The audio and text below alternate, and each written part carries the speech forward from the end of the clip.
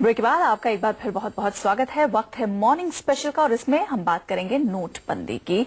एक तरफ देश कैश के लिए कतारों में खड़ा है, लोग नोट के लिए मोहताज हैं, तो वहीं दूसरी ओर काले धन के कुबेर गुलाबी नोटों का गोलमाल करने में जुटे हैं। पुलिस और आयकर विभाग की टीम शहर शहर सर्जिकल स्ट्राइक कर रही है। इस कार्रवाई में काले खेल के सौदागरों का खुलासा हो रहा है। वही काला धन जो कि कहीं इसके कुबेर पकड़े जा रहे हैं, कहीं गोलमाल कर रहे हैं बैंक कर्मी, बड़ी तादाद में काली करेंसी पकड़ी जा रही है। चलिए आपको ब्लैक मनी के कुछ ऐसे ही बादशाहों से मिलवाते हैं।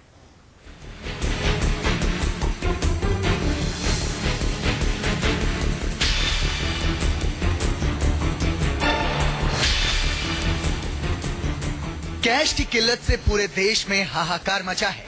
तमाम बैंकों के बाहर नो कैश का बोर्ड लगा है।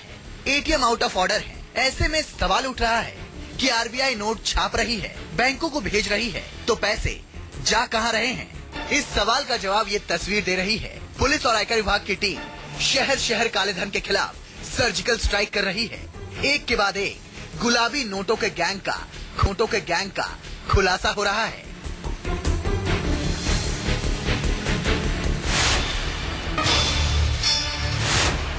$500 के पुराने नोटों से 6 बोरियां खचाखच भरी हैं। मेज पर 2000 के नए नोटों की 5 गड्डियां रखी हैं। कुल मिलाकर 10 करोड़ 10 लाख की रकम है। तस्वीरें मायानगरी मुंबई की हैं। ये कैश इस सफेद कार में बरामद हुई है।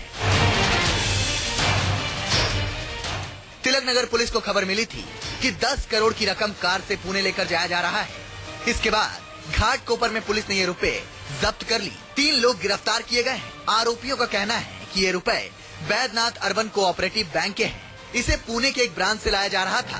हालांकि आयकर विभाग इस बात की जांच कर रहा है कि पकड़े गए आरोपी कितना सच बोल रहे हैं। कोऑपरेटिव बैंक की ये कैश है। ये घाटकोपर से पुणे लेके जा रहे थे। बैंक के उसमें ऑफिसर और लोग भी है और एक कार से ये रकम हमने ली है और कुल रकम ये 10 करोड़ की है। मुंबई से सटे कल्याण में नोटों के 2 नटवर लाल पकड़े गए हैं। इनकी 2 एक्टिवा से 21 लाख रुपए बरामद हुए हैं। 21 लाख में से 18 लाख के नए नोट हैं, बाकी पुराने। पुलिस के मुताबिक आरोपी कमीशन पर नोट बदलने का काला खेल खेल रहे थे। अर्ली मॉर्निंग में 2 लोग संशयास्पद अवस्था में घूमते हुए नजर आए। उनकी जड़ती जब ली गई तलाशी तो गाड़ी, उनकी जो एक्टिवा गाड़ी थी दोनों की, तो गाड़ियों में से कुछ न्यू करेंसी बरामद हुई है। टोटल 21,22,000 की करेंसी बरामद हुई है।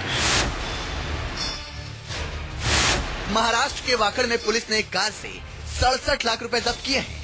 इस रकम में 2000 और 100 के नोट शामिल हैं। पेट्रोलिंग कर रहे पुलिस वालों को 5 लोगों पर शक हुआ। सिपाहियों ने उन्हें हिरासत में लेकर पूछताछ की तो उनके पास से लाखों के नोट बरामद हुए।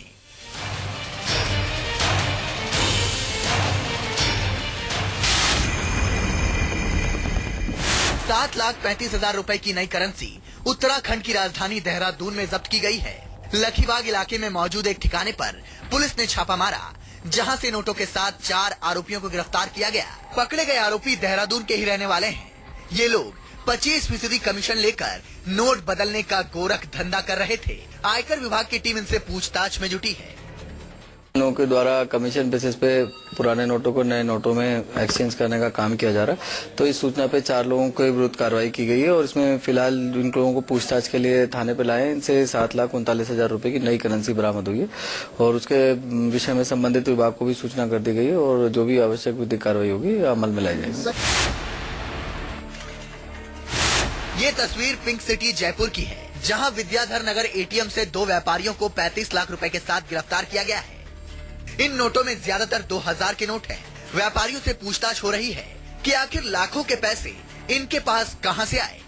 बताया जा रहा है कि ये कमीशन पर पुराने नोट बदल रहे थे।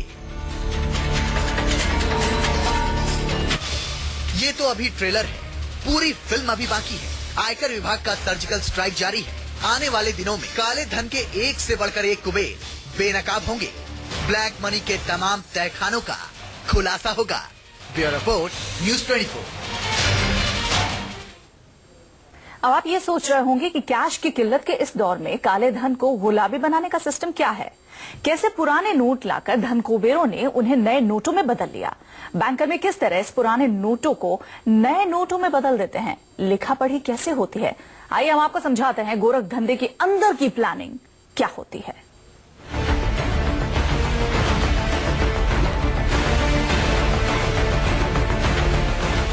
घंटों लाइन में लगने के बाद भी आम लोगों को खाली हाथ घर लौटना पड़ रहा है। बैंकों से आम आदमी को क्यों कैश नहीं मिल रहा? दरअसल भ्रष्टाचार के इस खेल में कुछ बैंक भी शामिल हैं। ये लोग आपके हिस्से का सारा कैश काले कुबेरों तक पहुंचाने में जुटे हैं। गुलाबी नोट के मैनेजर का हथकंडा नंबर 1, फर्जी आईडी से गोलमाल। नोटबंदी के बाद लोगों ने पुराने नोट बदलवाने के लिए जो दस्तावेज दिए, जैसे पैन कार्ड या फिर पहचान पत्र, बैंकों में जमा करवाए। बैंककर्मी उन्हीं दस्तावेजों से सारा गोलमाल कर रहे हैं। भ्रष्ट बैंकर्स ने कस्टमर्स को एक बार पैसे देकर उनके आईडी डिटेल्स ले लिए, लेकिन जब वही कस्टमर दोबारा उसी ब्रांच में गए तो उन्हें नए नोट नहीं होने का हवाला देकर लौटा दिया गया। बैंकर्स ने इन कस्टमर्स को पैसे देने के बजाय नए नोटों का अवैध लेन देन किया। लोगों ने बैंक में इस मौके का नाजायज फायदा उठा के और कुछ लोगों को, करप्ट लोगों को ही मदद की है। उनका जो आप ब्लैक मनी कह रहे हो उसको वाइट करने में या दूसरे तरीके से सामान्य लोगों को मदद ना करके जो करनी चाहिए थी उसको ना करके असामान्य लोगों को मदद की है। गुलाबी नोट के मैनेजर का हथकंडा नंबर 2, एटीएम के जरिए गोलमाल।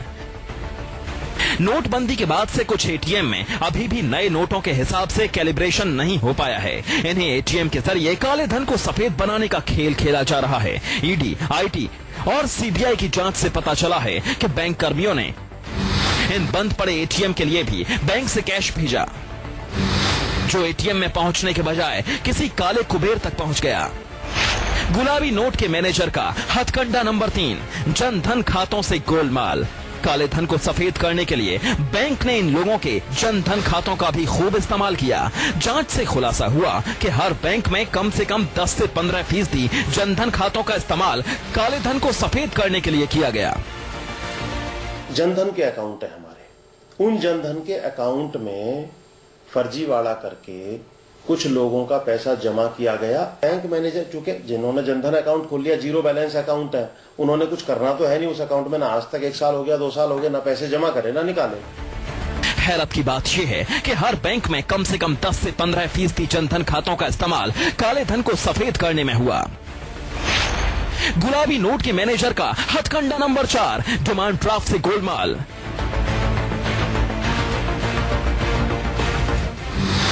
काले धन को सफेद करने के लिए सबसे ज्यादा डिमांड ड्राफ्ट का इस्तेमाल किया गया। जांच में पता चला कि पहले पुराने नोट से डिमांड ड्राफ्ट बना लिया, फिर थोड़ी देर बाद इसे कैंसिल करके नए नोटों से पैसे वापस ले लिए। गुलाबी नोट के मैनेजर का हथकंडा नंबर 5, सहकारी बैंकों में Golmaal.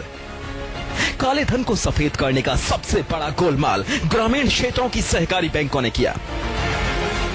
Cooperative bank centralised banking solution system से नहीं जुड़ी होती।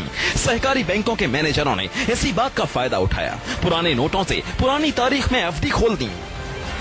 कुछ कोऑपरेटिव बैंक्स ने, चूंकि वो सीबीएस में नहीं होते, तो 8 नवंबर के बाद में इकट्ठा बल्क में पैसा 25-50-100 करोड़ रुपया ले जाके हर बैंक, कोऑपरेटिव बैंक ने वहां पे जमा कर दिया और अपने यहाँ एफडी दिखा ली। तो जो जिसके नाम से वो एफडी की है उसका पैसा उन्होंने सो कॉल्ड वाइट किया। महाराष्ट्र की सहकारी बैंकों में 10 से 14 नवंबर के बीच 5,000 करोड़ रुपए जमा हो गए। आरबीआई ने इस रकम को लेने से मना कर दिया। सहकारी बैंकों और आरबीआई की तनातनी का ये मामला सुप्रीम कोर्ट तक पहुंच गया। जिला मध्यवर्ती बैंकों के ऊपर जो निर्बंध रखे गए थे, वह निर्बंध उठाने का कमिटमेंट केंद्र सरकार के अटॉर्नी जनरल इन्होंने ऑनरेबल सुप्रीम कोर्ट के सामने दिया है और इसीलिए डिपॉजिट करना, विड्रॉ करना, यह जिला मध्यवर्ती बैंकों को अभी परमिटेड है। गुलाबी नोट के मैनेजर का हथकंडा नंबर 6, फर्जी खातों से गोलमाल।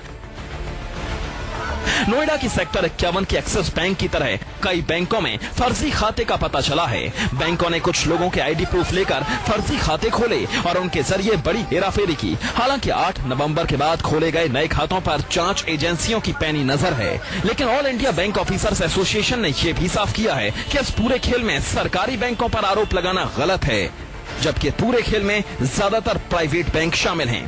Bureau report, news 24।